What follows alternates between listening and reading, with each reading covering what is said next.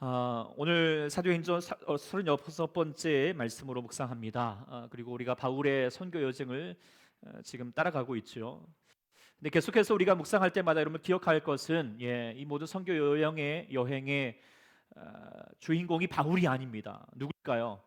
이 모든 것을 기획하고 가이드하고 주관하시는 분이 따로 있습니다. 바로 그분은 성령님, 성령. 그래서 사도행전이라고 말하기보다 정확한 것은 성령행전이다라고 하는 것을 우리가 깨달아야 합니다. 그러면서 우리가 말씀 볼 때 그렇습니다. 우리의 인생도 여행과 같지 않습니까? 우리들도 인생은 다 나그네 길이고, 그래서 어디로 왔다 어디로 갈지, 때로는 우리가 무엇을 해야 될지, 때로는 막막할 때가 있겠지만, 우리가 성경을 읽으면서 우리가 깨달을 수 있는 것은, 그리고 또 사도행전을 통하여서도 마찬가지입니다. 지금 우리의 삶에서 막막할 때 과연 말씀을 통하여서 그렇구나, 지금 이 순간 우리가 이것을 이렇게 해야겠구나라고 하는 그 깨달음을 얻게 되고, 무엇보다도 우리의 모든 삶의 여정 가운데 성령님께서 동행하고 계시다라고 하는 사실들을 우리가 누릴 수 있기를 소망합니다. 그래서 우리가 찬양했던 것처럼 주 안에서 우리는 내 영혼 안전합니다. 그렇죠? 주 안에서 우리의 주님의 약속을 붙들고 있을 때 우리의 삶에 참된 평화가 우리 가운데 임하게 될 줄 믿습니다. 그래서 오늘 우리가 다시 한번 이 삶에도 마찬가지고 오늘 바울의 여정에도 마찬가지였습니다. 우리가 지난주에 우리가 봤었던 것처럼 주의 말씀에 순종하여 갔지만, 그래서 빌립보 땅에 도착하였을지라도 막막했죠. 그러나 주 앞에서 신실하였더니 하나님께서 주의 길을 열어주셔서 그가 복음의 길을, 또 교회를 세우는 일을 감당할 수 있었음을 우리가 볼 수 있게 됩니다. 우리도 마찬가지겠죠. 여러분의 삶에도 때로는 힘들고 고단하고 막막할지라도 주님 앞에서 신실할 수 있는, 주의 말씀 보고 기도할 수 있는 여러분 될 수 있기를 소망합니다. 그럼 주님께서 반드시 길을 열어주실 것입니다. 오늘은 우리가 말씀 보면서 인생을 살아갈 때 우리 가운데 중요한 것 중에 하나, 뭐니 해도 뭐가 중요할까요? 머니가 중요한, 재정, 돈, 이걸 어떻게 할 것인가 묵상을 하면서 우리가 깨닫게 되는 귀한 시간 되었으면 좋겠습니다. 자, 한 절 한 절 우리 같이 이제 말씀 노트를 가지고 좀 묵상해 갔으면 좋겠는데요. 16절 말씀부터 보겠습니다. 자, 16절 보면 이렇게 됐습니다. 우리가 기도한 곳에 가다가, 이 말씀부터 좀 이렇게 누려지게 됩니다. 바울은 막막할 때도, 아무것도 없을 때도 먼저 기도했잖아요. 그리고 지금 이제 루디아를 통하여서 집이 공급받았고 좀 살만해졌습니다. 그렇다고 해서 기도를 멈추지 않았습니다. 여전히 신실하였습니다. 이게 진짜 신실함이죠. 어떤 여건에 따라서 흔들리지 않은 거. 우리도 마찬가지겠습니다. 우리가 늘 기도가 기본입니다. 매일 기도하고 주의 말씀 보는 거, 이것이 주의 앞에서 신실함인 줄 믿습니다. 우리가 그렇지 않으면서 내가 하나님의 역사를 이루겠다라고 하는 거, 그거 운운하는 것은 봄에 씨앗도 뿌리지 않고 열매 거두겠다라고 하는 심보와 마찬가지겠습니다. 매일 하나님 말씀 앞에 또 기도하는 여러분들 될 수 있기를 소망합니다. 그러면서 바울이 정말 늘 항상 기도하는 가운데 있다가 이번에는 한 여인을 또 하나님이 인도하심 속에서 만나게 됩니다. 이 여인을 본문 16절에 이렇게 소개하고 있습니다. 점치는 귀신 들린 여종 하나라고 그렇게 되어 있죠. 그런데 제가 이제 말씀 노트에도 했던 것처럼 원문에 보면은 이렇게 되어 있습니다. 이렇게 소개할 수 있습니다. 피톤의 영을 가진 어떤 여자 노예다라고 그렇게 얘기할 수 있습니다. 피톤이 무엇인가 하면은 당시에 전설이 있었어요. 옛날에 이제 홍수가 있었는데 홍수가 마르면서 땅에서 이제 어떤 괴물이 뱀과 같은 괴물이 이렇게 나타나게 되었는데, 그 괴물이 이제 막 이렇게 황성하다가 그 아폴로 신에게 죽임을 당했다. 그리고 이 아폴로 신 가운데에서 이제 영으로 환생을 해가지고 사람들 가운데 임하고 있는데, 이 바로 피톤의 귀신이죠. 귀신이 지금 이 여인에게 마치 사로잡아서 이렇게 임재해가지고, 그래서 지금 무엇을 합니까? 점을 치고 있지요. 점 치는 게 뭐죠? 점 쳐보신 분 뭐 없겠지만 어쨌든 점이 그 사람의 인생을 지금 이야기하는 거잖아요. 그런데 이 점을 친다라고 하는 것을 생각해 보면은, 점을 치는 그 사람의 인생을 논하는 것을 들으면서 믿고 있다라고 하는 것은 그 인생, 귀신이 말하는 그 운명에 얽매이게 되는 것이죠. 예를 들어서 여름이면 자 물가를 가지 말라라고 하면은 그 사람은 이제 평생 바닷가도 물가도 뭐 이렇게 물 강가도 워터파크도 가지 말아야 합니다. 그리고 뭐 예를 들어서 이시성을 만난 사람을 조심하라라고 하면은 뭐 저 같은 사람은 이제 만나려고 하지도 않겠죠. 뭐 이런 것처럼 귀신이 정해져 있는 어떤 운명을 가지고 스스로 이렇게 얽매여지게 되는 거, 이게 이제 점을 치고 받고, 이게 하여튼 뭐 그렇죠. 하여튼 점을 이렇게 이제 뭐 치는 사람의 마음이 될 수밖에 없을 것입니다. 근데 이렇게 이제 지금 점치는 여인이 점을 치면서 남의 운명을 이렇게 속박하는 듯하지만, 지금 돌아보고 있으면 이 여인의 운명도 뭡니까? 노예이잖아요. 속박당하고 있잖아요. 열심히 점쳐 죄송합니다. 점쳐 가지고 받은 돈을 누구한테 주고 있습니까? 주인에게 줄 수밖에 없는. 그래서 어찌 보면 돈 버는 기계일 뿐입니다. 네. 속박당하고 남을 속박하는 듯하지만 자기도 속박당하고 있는 그런 모습. 이게 좀 비참한 삶이죠. 근데 그 여인이 지금 기도하러 가는 우리 바울을 만나게 되었고, 하나님의 인도 가운데 있게 되었고, 바울인 예수의 이름으로 그 귀신이었던 귀신을 쫓아내게 되었습니다. 해방받게 되었습니다. 놀라운 역사죠. 그런데 지금 이렇게 그 뒤로 보면은 예상치 못하는 전개가 일어나게 됩니다. 귀신을 쫓아내었으니까 좋아하고 사람들에게 박수 받을 일이 아니라, 지금 점치는 여인의 주인들이 바울과 실라를 고소하였고, 22절 이하에 보면은 그로 인하여서 바울과 실라의 옷을 벗기면서 엄청난 매질을 하게 되었고, 결국에는 감옥에 갇히게 되었다라고 하는 것이 나타나게 되옵니다. 자, 왜 이 주인들이 바울과 실라를 이렇게 황당한 일을 하고 있는가? 19절에 보면은 이유가 단 하나입니다. 무엇 때문입니까? 여종의 주인들은 자기의 수익의 소망이 끊어진 것을 보고, 한마디로 무엇 때문이죠? 돈 때문입니다. 이 구조를 쭉 이제 말씀을 제가 묵상을 하면서 본문 가운데 무언가 구조가 이렇게 보여집니다. 자, 점침을 당하는 사람들은, 이 빌립보 사람들은 이 점치는 여인에게 운명이 구속당하고 있고, 이 점치는 여인은 또 피통의 귀신과 또 주인에게 구속당하고 있죠. 그런데 이 또 주인은 누구에게 구속당하고 있죠? 결국 돈에게, 만문의 신에게 지금 구속당하고 있다라고 하는 것을 깨닫게 됩니다. 그러면서 이 본문 속에서 오늘날의 현대의 삶을 또 이렇게 자화상이다라고 하는 생각을 깨닫게 됩니다. 혹시 여러분들 보셨는지 모르겠지만, 이제 요즘 칸 영화제의 상금 종려상을 받아가지고 이렇게 인기리에 이제 지금 한참 그렇죠? 이렇게 상영되고 있는 영화가 있죠. 제목은 기생충이라고 하는 영화. 저도 이제 애들하고 좀 보기는 그럴 것 같아서 저 혼자 가서 좀 봤는데, 감독이 의도대로 이렇게 보고 났더니 오만 생각이 많이 들더라고요. 근데 이제 감독이 얘기하고 싶었던 거 또 보게 되면서 깨닫게 되는 것이 뭐냐? 이 세상의 삶이다. 이게 그렇죠. 현대 한국 사회를 그대로 반영하는 거예요. 그러면서 마치 이 한국 사회 가운데 엄연하게 존재하고 있는 어떤 계층고죠. 그래서 방 지하에 살고 있는 사람들부터 점점 지하 그 계단 올라가면서 위에 살고 있는 부자 동네에 살고 있는 사람. 그러면서 이런 괴청의 구조 가운데 있고, 모든 것 이런 구조 가운데서 편을 가르고 자신의 선을 넘어서는 안 되는 그런 운명 지어지는 것처럼 살고 있는 그 모든 거에 좌우하고 있는 그 모든 것의 키는 뭡니까? 바로 돈이다라고 하는 것을 지금 이 영화는 얘기해 주고 있죠. 그리고 한국 사회가 그렇다는 것을 우리가 다 이제 동조하고 있습니다. 이제 뭐 안 보신 분들에게 스포를 하는 건지 모르겠지만, 어쨌든 영화의 마지막 장면을 보면서도 한 장면을 보여주고 있어요. 막 어쨌든 이렇게 선을 넘어가지고 그 가난한 사람들이 이제 이렇게 죽임을 막 서로 죽고 죽이는 관계 가운데 있는 현장 가운데서도 부자는 무엇을 외치냐? 착히 사람을 원하지 않습니다. 사람을 바라보지 않고 여전히 자기만 구하고 있는 그런 모습들, 그리고 가난한 사람들을 선을 넘어 이렇게 허무하게 생을 마감해야 되는 그런 현실들, 그것이 지금 돈 때문에 돈을 위해 살고 돈에 놀아나고 돈 때문에 돌아버리는 이 세상의 삶이다라고 하는 것을 보여주고 있습니다.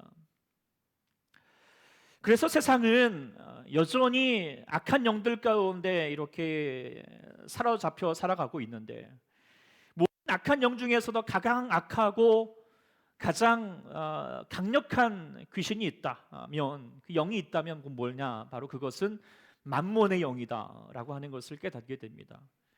지금 이 성경 구절에도 마찬가지고 오늘날에도 마찬가지다는 것이죠. 이 성경에 지금 본문에 나와 있는 귀신 들린 여종이 딱 현대인의 삶이라는 것이죠. 자신의 노력으로 사는 듯하지만 여전히 세상의 영에 휘둘려 살고 있고, 무엇보다도 자신은 돈벌이의 수단일 뿐이죠. 하나의 귀한 인격처럼 여겨지지 않습니다. 그래서 사람들에게 이익을 줄 때에는, 큰 유익을 줄 때는 사람들에게 막 좋아라 하지만, 그러나 지금 자기가 아무것도 하지 못하는 상태가 되면 그냥 벌레 취급 당하듯이 기생충인 것처럼 여겨지고 있는 것입니다. 그래서 이 여종이 영혼의 자유함을 얻든지 말든지 주인에게는 아무런 관심이 없습니다. 마찬가지 아닙니까? 세상에서도 우리는 그렇게 살아가는 듯합니다. 예수님께서 이러한 세상 가운데 오셔서 우리를 그 모든 세상에서 구원해 주신 줄 믿습니다. 이것이 우리 가운데 은혜이고 축복입니다. 그런데 우리가 좀 생각해 볼 게 있습니다. 예수님께서 우리 가운데 허락하셨던 구원이라고 하는 것이 무엇일까라고 하는 것이에요. 진정한 구원이 무엇일까? 오늘 본문의 속에 다시 한번 정말 깨닫게 해주는 것이 있는데요, 오늘 우리가 눈여겨볼 대목이 있습니다. 오늘 본문에 보면은 그 바울 일행을 향하여서 점치는 여인이 했던 말이 있죠. 어떤 말을 합니까? 17절에 보면은, 자, 이 사람들은 지극히 높은 하나님의 종으로서 구원의 길을 너희에게 전하는 자다라고 그렇게 얘기해 주고 있어요. 자, 이 말을 그냥 듣기로는 어떻겠습니까? 야, 바울을 향하여서 정말 귀신같이 정확하게 알아보고 있죠. 정말 하나님의 종이고 구원을 외치는 자 있잖아요. 그런데 이런 말에 대해서는 틀린 게 없을 것 같지만 바울이 이런 말을 듣고 나서 어떻게 말합니까? 18절에 심히 괴로워했다라고 돼 있어요. 이 심히 괴롭다라고 하는 말을 원문에 보면은 피곤할 만큼 신경 쓰이고 화가 난다, 짜증 난다라고 하는 거예요.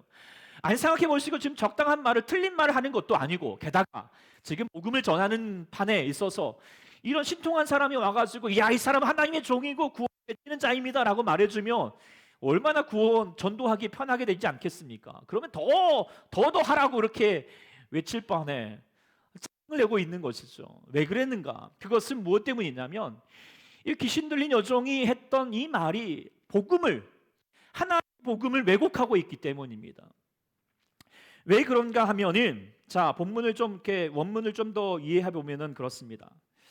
자, 여기서 말하는 그 지극히 높은 하나님의 종이다 말할 때 이 하나님이라고 하는 단어는 일반 신에 대한 일반 명사입니다. 그러니까 신이라고 하는 단어를 쓴 것인데요.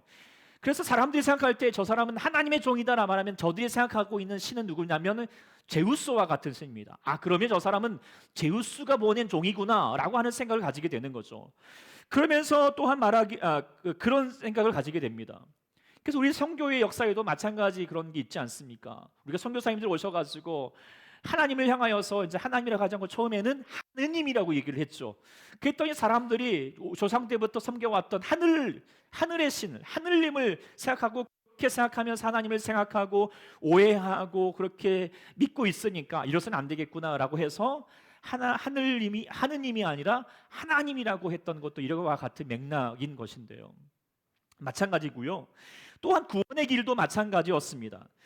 구원이라고 하는 것이 복음에서 말하는 것처럼 우리가 죄와 사망으로부터 죽을 수밖에 없는데 십자가로 말미암아 우리가 그 안에서 구원을 받고 통하여서 영원한 생명을 얻게 되었다라고 하는 그 의미에서 구원이 아니라, 소위 저들이 말하고 있는 구원은 뭘까요? 이교도들이 말하는 구원, 그것은 이 땅에서 삶입니다. 이 땅에서 잘 먹고 잘 사는, 그래서 만수무강하고 그리고 부귀영화를 누리는 거, 이게 다 이교도들이 말하는 구원이잖아요.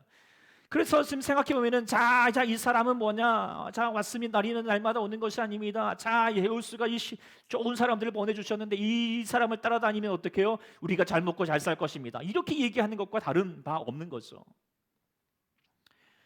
같은 말이지만 아주 다른 말입니다. 그래서 이렇게 현혹되고 있는 사람들을 향하여서 바울이 지금 그치게 하면서 너희가 말하는 우리가 말하는, 그리고 우리가 구해야 될 구원과 하나님은 그게 아니다라고 하는 것을 분명히 얘기해 주고 있습니다. 그런데 안타깝게도 현대를 살아가면서 여종이 하였던 이 구원관을 그대로 지금 우리들도 붙들 때가 많다라고 하는 것입니다. 하나님보다도 세상의 만몬의 신을 추구하면서 세상이 가져다 주는 구원을 추구할 때가 있다라고 하는 것이죠. 여러분 그렇지 않습니까? 예수님은 우리 가운데 세상을 몰아내십니다. 그리고 이 세상의 만몬의 신까지도 귀신까지도 쫓아내시고 몰아내시고 우리 가운데 자유해 주셨습니다. 그런데요, 돌아오면 사람들은 여전히 다시 이 만몬의 신을 붙들고 있는 것입니다. 세상의 우상을 붙들고 있는 거예요. 여전히 사람들은 돈이면 무엇이든지 할 수 있다라고 생각합니다. 하나님이 전지전능한 것이 아니라 돈이 전지전능하다라고 생각하는 사람이 얼마나 많습니까? 하나님보다도 돈을 좋아라 합니다. 세상에 믿을 놈 아무도 없지만 돈밖에 믿을 게 없다라고 생각하는 사람이 있습니다. 여러분은 어떻습니까? 여러분 돈 없어도 하나님만 계시면 살 수 있습니까? 아니면 하나님 없어도 돈만 있으면 살 것 같습니까? 여러분 솔직하게 어떤 대답을 가질 수 있겠습니까? 둘 다요 이렇게 말하는 분이 있겠죠. 네. 근데 여러분의 그런 마음을 아시기 때문에 하나님께서 미리 말씀하셨죠. 마태복음 6장 24절 같이 한번 여기 나와 있으니까 한번 읽어볼까요? 마태복음 6장 24절입니다. 시작. 한 사람이 두 주인을 섬기지 못할 것이니 이는 혹 이를 미워하고 저를 사랑하거나 혹 이를 중히 여기고 저를 경히 여김이라. 너희가 하나님과 재물을 겸하여 섬기지 못하리라. 우리 하나님은 하나님과 재물을 같이 둘 다 이런 거 없습니다. 하나님만을 섬기라는 것입니다. 그리고 그것이 하나님께서 우리 가운데 원하시는 진정한 삶이고 그것이 구원인 줄 믿습니다. 그리고 우리가 할 것은 뭐냐면 우리가 하나님만으로 만족하지 않으면 만몬이라고 하는 귀신은 정말 귀신같이 다시 우리 삶에 찾아와가지고 우리의 삶을 없애버립니다. 우리가 붙들어야 될 구원이라고 하는 것은 여종이 외쳤던 구원이 아닙니다. 우리는 하나님 한 분만을 섬기며 사랑할 수 있음이 그것이 우리의 진정한 구원이 되는 줄 믿습니다. 그런데 우리가 하나님 한 분만을 사랑할 수밖에 없는 이유가 있습니다. 그것은 무엇인가? 오늘 이제 마태복음 6장에서 두 주인을 섬기지 말라라고 하면서 하나님만을 섬기라고 하시면서 하셨던 말씀이 무엇입니까? 25절, 26절 다시 한번 읽어보기 25절과 26절 이어서 읽어보겠습니다. 시작. 그러므로 내가 너희에게 이르노니 목숨을 위하여 무엇을 먹을까? 목숨이 음식보다 중하지 아니하며 몸이 우법보다 중하지 아니하냐.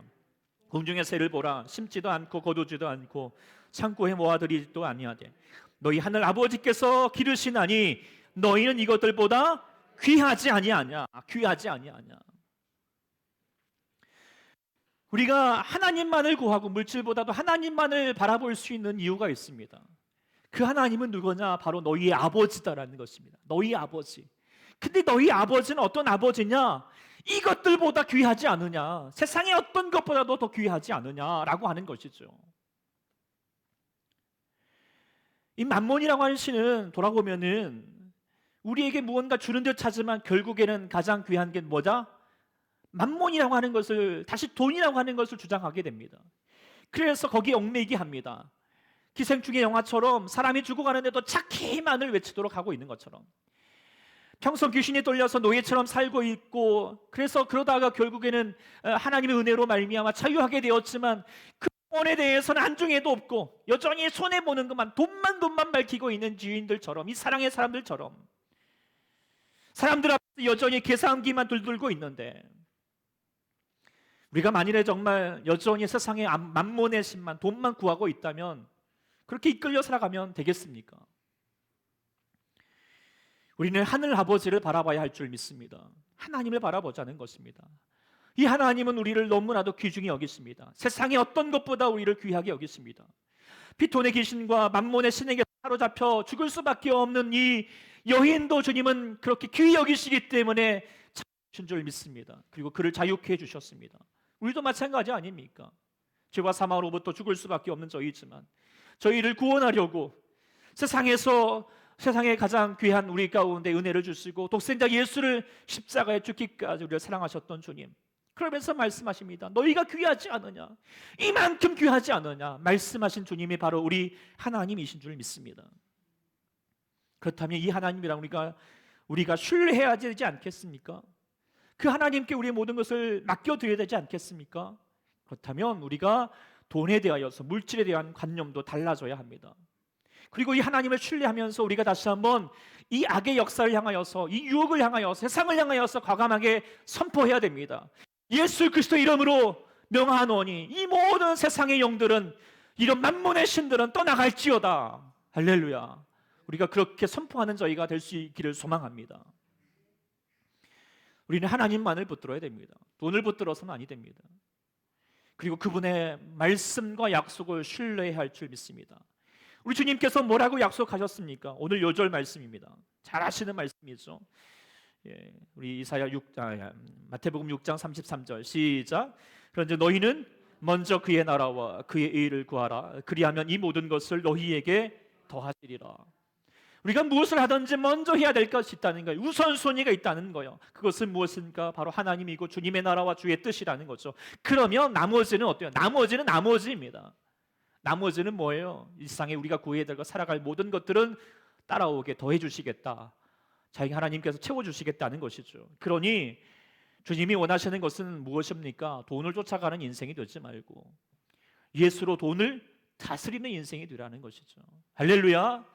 이런 귀한 인생이 될 수 있기를 소망합니다. 오늘 본문 이전에 빌립보의 또 다른 여인 루디아가 그런 구원받은 인생을 보여주잖아요. 이 루디아가 원래 어떤 사람이었습니까? 장사꾼이잖아요. 장사꾼은 뭐예요? 돈을 위해 사는 사람입니다. 이익을 철저히 쫓아가는 사람입니다. 계산기 두들기는 사람이에요.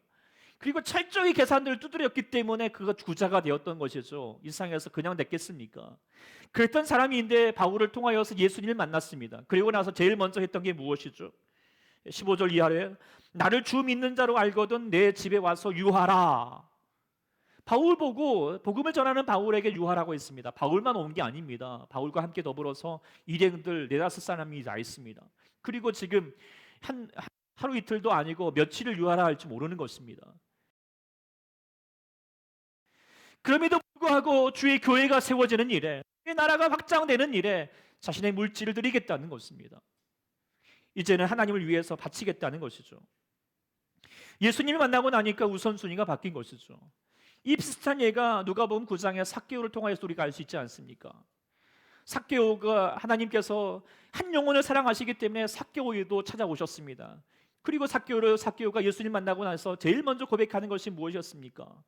주여 보시옵소서, 내 소유의 절반을 가난한 자들을 위해서 주겠사오며 만일 누구의 것을 속여서 빼앗은 일이 있으면 내가 갑절이나 갚겠습니다. 지금 자신의 물질을 자기를 위해서 사용했던 것을 이제는 주의 뜻을 향하여서 주의 뜻대로 사용하겠다는 것입니다. 자기의 물질을 내려놓겠다라고 하는 것이죠. 그런 이 삭개오의 고백에 예수님이 하나님 말씀하십니다. 오늘 구원이 이 집에 이르렀다라고 말씀하셨습니다. 구원되었다는 거예요. 이게 구원입니다. 구원은 뭐예요? 주님을 만났으니 이제는 내가 수고했던, 내가 바라보았던 돈을 내려놓겠다. 주님을 뜻을 위해 사용하겠다. 우선순위가 바뀐 것입니다. 참된 구원은 바로 우선순위가 바뀌는 것입니다. 사랑하는 여러분들도 그런 귀한 은혜가 있기를, 구원이 있기를 소망합니다. 여러분들 구원 받으셨습니까? 구원 받으셨습니까? 물질로부터 구원 받으시고 자유하십니까? 아니면 여전히 구원받은 척하면서 여전히 세상의 구원을 구하고 있습니까? 아직도 주님의 나라와 교회를 위해서 드리는 질이 아깝습니까? 11조가 교회에다가 세금 떼는 것 같습니까? 다가오는 맥주 주일이면 또 얼마를 드려야 될까? 여러분들 그렇게 계산기 두드리고 있습니까? 하나님께서 우리를 향하여서 우리의 모든 것을 다 귀하게 허락하셨는데 왜 여러분들 염려하십니까? 왜 그렇게 인색하십니까? 하늘 아버지는 우리에게 결코 인색하지 않습니다. 우리 아버지는 우리에게 염려 말라고 하십니다. 그리고 있어야 할 것을 아신다라고 말씀하십니다. 하나님께서 우리 가운데 물질을 허락하지 않으시는 것은 우리 가운데 못 지시는 것이 아니라 안 하시는 것입니다. 왜요? 물질에 취할까 봐. 그리고 그렇지만 하나님께 때가 되시면 우리 가운데 넘치도록 채워주시는 분이 우리 하나님이신 줄 믿습니다. 우리가 물질을 다스릴 수 있는 실력이 있으면, 믿음이 있으면 하나님이 우리 가운데 물질을 공급해 주십니다. 제가 여러분들의 그런 신뢰를 좀 갖도록 하기 위해서 이번 주에 제가 유튜브 영상 하나 봤습니다. 왕의 제정이라고 이제 그 한 5년 전에 출간되어 가지고 많은 기독교인들에게 읽혀졌던 책인데, 이제 물론 저는 좀 그런 류의 책을 좀 좋아하지 않아서 읽진 않고 있다가, 하여튼 여러분들에게 또 필요한 신뢰를 드려야 되겠다 싶어 가지고 제가 이제 그 책을 보면서 김미진 감사라고 하는 분이 이렇게 간증하는 내용을 좀 듣게 되었습니다. 이분의 내용이 이제 이렇습니다. 이분이 원래 이제 전에 이렇게 한참 잘 나갈 때는 큰 사업을 하고 안경점을 하면서 하루에 몇 천만 원씩 이렇게, 이제 하루에는 아니고 하여튼 한 달에 몇 천만 원씩 돈을 버는 사람이었는데, 그러다가 이제 잘 아는 친구분이 6억 원이라고 하는 돈을 이제 이렇게 이제 빌려주면서 보증을 쓰게 줬죠. 이때 이제 이렇게 말합니다. 그 사람의 재정, 그때 당시의 재정관은 뭐냐? 을이었다는 것이죠. 예. 그러면서 내가 이런 사람이, 이런 것을 나타내고 싶었던 거다라고 그렇게 나중에 이야기하고 있습니다. 어쨌든 그렇게 누군가 돈을 빌려달라고 그러면 빌려주고, 또 누군가 보증을 서달라고 하면 서주었던 그런 의리의 사랑이었던 거죠. 그렇지만 이제 우리가 아는 것처럼, 뭐 이렇게 기대할 수 있는 것처럼, 그 친구가 이제 사업에 망하게 되었고 부도가 나게 되었고, 동시다발적으로 보증 쓴 곳이 이제 다 이렇게 넘겨지면서 빌딩과 점포와 아파트까지 다 날아가게 되었고, 뭐 집안에 딸간딱지가 붙여지게 되었고, 어느 날 사람들이 와가지고 트럭에 와가지고 이제 트럭 가가지고 모든 집안의 물건들을 가지고 가버린 거죠. 그러고도 남은 빚이 50억이었다는 거예요. 그래서 빚쟁이들에게 시달리다가 쫓겨다시피 해서 간 곳이 제주도였고, 그곳에서 이제 있다가 정말 하나님의 은혜로 그 제주도에 있는 그 예수전도단의 열방대학에 들어가게 됐어요. 그러면서 홍성과 목사님을 만나면서, 그러면서 예수님으로 또 믿음으로 사는 것이 무엇인가를 실제적으로 듣게 되었고 알게 되었고, 또 훈련받게 되면서 이제는 말씀대로 이제는 재정을 다스리는 삶, 물질이 왕이 아니라 예수님을 왕으로 삼아서 물질을 다스리는 왕의 재정의 삶을 그렇게 실천하며 살았다는 거죠. 그러고 나서 어떻게 되었을까요? 뭐 뻔한 말이지만 그 모든 재정이 다 회복이 되었고, 그리고 나서 이제는 이 귀한 법칙을, 왕의 재정의 법칙을 사람들에게 알려줘야겠다라고 하는 것으로 향할 수 있도록 하나님께서 재정을 하나님 채워주신다라고 하는 것을 지금 증거하고 다니고 있습니다. 그러면서 제가 유튜브 보면서도 이제 거의 여러 가지 많은 신뢰들을, 이제 그 왕의 재정에 대한 내용들을 간증하고 나니까 사람들이 또 실천해 보면서 나도 그렇게 사람의 재정에 축복을 주셨습니다라고 하는 여러 가지 간증들이 있는데, 그 중에 하나만 좀 소개를 해본다면, 오늘 이제 재작년인가 하여튼 가서 이렇게 또 차고 있는데 어떤 사람들이 와가지고 나도 당신의 유튜브를 봤다고, 그러면서 이제 당신의 말대로 이렇게 이제 실천해봤다고. 근데 그 사람은 그 제주도에서 이렇게 귤 농사하면서 이게 하는 아낙네들인데, 그런데 이제 그러면서 그 귤 따면서 심심풀이로 이렇게 유튜브 듣다가 그분의 김미진 간사의 이 영상을 보고, 그러면서 야, 사람도 저렇게 살아나는데 나도 한번 해보자라고 해서 그 말씀의 삶이 무엇인가라고 하는 것을 그렇게 좀 기울이다가, 어느 날 한 번은 이제 말씀에 의해서 5 플러스 2는 뭐냐? 5 더하기 2는 뭘까요? 성경에 의하면 7이 아니라 5 더하기 2 뭐죠? 오병이어의 기적을 보니까 이거는 5 더하기 2하는 5천과 더불어서 12강줄이더라. 이런 법칙을 우리가 믿고 가보자. 이렇게 하면서 하나님 손에 맡겨드려보자. 하나님 나라를 위해서 살아보자. 그러면서 열심히 그렇게 법칙대로 살아봤더니, 그러면서 5년 뒤에 하는 말이, 자기가 근근히 11조가 20, 30만 원 정도 드렸는데 이제는 이번 달에는 내가 1,000만 원 이상으로 11조만 1,000만 원 이상을 드렸다. 이렇게 이제 간증하더라는 거죠. 근데 그 옆에 있는 사람이 이제 쑥스러워 해가지고 당신은 그 뭐냐 좀 말해봐라 그랬더니, 쑥스러워 하면서 아유 저는 겨우 11조가 200만 원밖에 안 돼요, 이렇게 얘기하더라는 거죠. 아무튼 이제 제가 뭐 하여튼 여러분들에게 이게 뭐 하여튼 결과를 논하라는 것은 아니에요. 거기서 주장하고 이제 거기서 강조하는 내용이 뭐냐면, 물질 내가 얼마 벌겠다라고 하는 것으로 왕의 재정의 삶을 살아가는 것이 아닙니다. 하나님께서 물질을 주시는 법칙이 있다는 거예요. 뭐죠? 물질을 내려놓는 겁니다. 그리고 하나님을 왕으로 삼는 것입니다. 그리고 하나님 말씀대로 살아보고자 하는 거예요. 거기서 훈련이 여러 가지가 있습니다. 그러면서 말씀대로 매일매일 기도하고 말씀 보고 이웃을 섬기는 삶을 사는 거, 말씀대로 사는 습관을 기울이게 될 때, 그때 하나님께서 채워주시다는 것이죠. 나중에 이제 기회가 되면 저도 이제 오후 예배 때는 한번 좀 이 법칙을 같이 소개해 드리는 때가 있겠습니다만은, 어쨌든 우리가 여러분들이 그런 왕의 재정에 우리의 왕이 누구냐?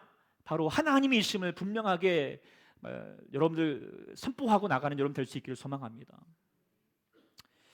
이 말씀을 준비하면서 제가 여러분들 좀 가끔 부러울 때가 있어요. 네, 제가 부러워하면 안 되는데 왜 부러워하냐면, 저는 이제 부자 되긴 틀렸거든요. 네. 목회자의 삶을 산다는 것은 아무리 성경을 두고 봐도 이게 부자로 하나님 허락하시진 않습니다. 근데 제가 보니까 여러분의 복음을 전해야 될 여러분들을 하나님께서 부자가 되게 하십니다. 아멘. 믿으십니까? 아무도 안 하시네요. 네.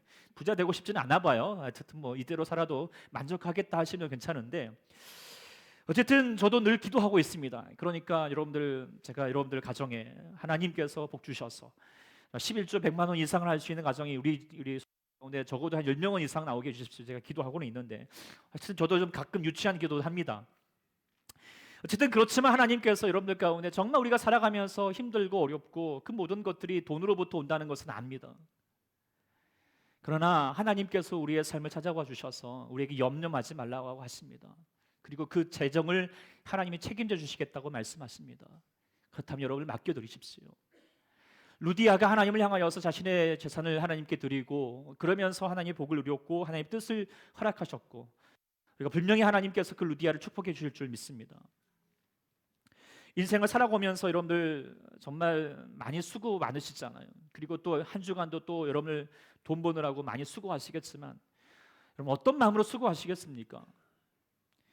마치 점치는 여인처럼 열심히 수고하지만 돈 버는 기계처럼 그렇게 살 수밖에 없는, 돈을 위해서 돈에 이끌려서 살아갈 수밖에 없는 인생으로 살아가시겠습니까? 아니면 주께서 이 세상 가운데 우리를 구원하시고 이제부터는 우리의 아버지 되어 주셔서 우리를 주관해 주시니 주님께서 우리를 책임져 주시는 그 하나님을 붙들면서 하나님 믿음의 삶을 살아가시겠습니까? 우리 살아가는 모든 성도 여러분들이 여러분의 삶의 모든 삶과 또 재정까지도 하나님께 맡겨드려서 예수로 말미암아 재정을 다스릴 수 있는 귀한 참된 구원의 삶을 이룰 수 있기를 간절히 축원합니다. 아멘. 기도하겠습니다. 하나님 아버지, 오늘 주께서 우리 가운데 은혜를 주심을 참으로 감사합니다. 우리가 이 세상에 살아가면서 수고하고 여러 가지 많은 근심 걱정 가운데 살아가지만, 그러나 주님께서 우리를 다시 한번 자유케 하시려고 우리에게 하나님의 귀한 십자가의 은혜를 함께 주시고 우리를 구원해 주셨음을 감사드립니다. 그런데 우리는 여전히 다시 또한 세상을 향하여서 나아가고 세상의 만문의 심과 돈을 쫓아서 나아가는 그런 미련한 삶을 살아가고 있는 저희들이 아닌가 돌아보게 됩니다. 하나님 아버지, 다시 한번 우리가 오직 주님만 붙들게 도와주십시오.